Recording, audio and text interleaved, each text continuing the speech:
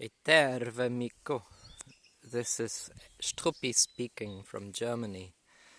And I've been enjoying your craft very much, your videos on it very, very much. And I thought I'd share with you what I do and kind of point out the sort of similarities in what we're doing and also differences. Because you see, I've been playing with Buckminster Fuller's synergetics for a few years now, which is a comprehensive science of the structure, patterns and principles of spacetime. It's also something that I call spherical thinking, and it is essentially of the same kind in terms of the way of knowledge as rope work and marlinspike seamanship, which is, why I showed you this.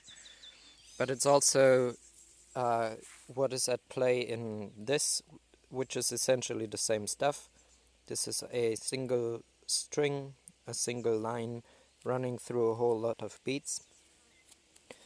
And this is very, very, very similar, even though the pattern is slightly different, to what you have in Finland and Sweden called Himmeli. So this is essentially Himmeli, but not made of straw, but of wooden beads and some line. And you can use it to make all kinds of space-time structures, just as these.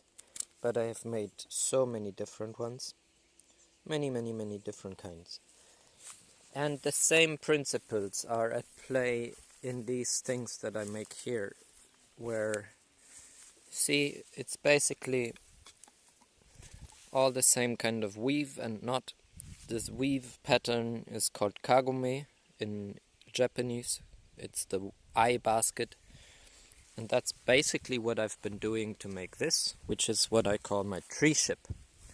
Alright, so a tree ship is part of the tree time continuum, and it's just to show basically that yes, you can make these structures uniformly with precision tools and instruments and materials very uniformly in the kind of flavor of the geodesic domes of Buckminster Fuller, which is very industrial.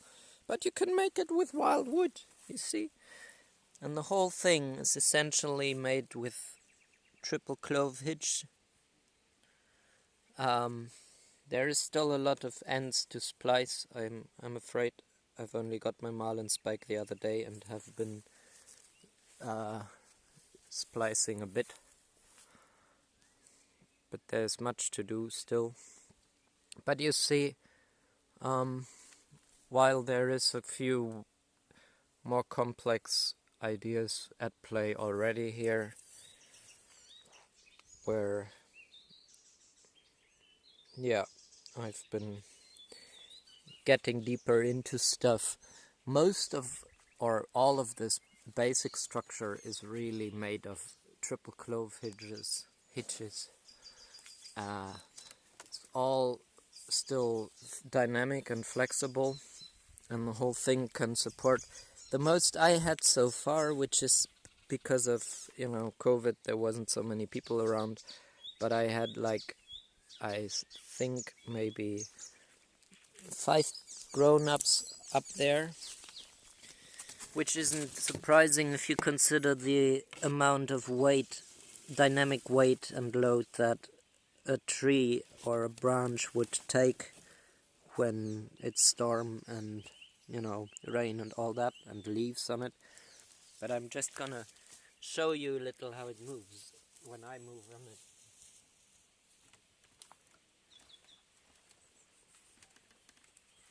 Just to get an idea, this is basically earthquake resistant architecture. We could use this anywhere in the world. We should be, probably. You can make all kinds of furniture with it too. That's what I've been doing. and I think it relates very closely, in my mind at least, very, very closely to what you're doing. You could be doing the same thing with what you have. And, you know, take another perspective at reality, at the world.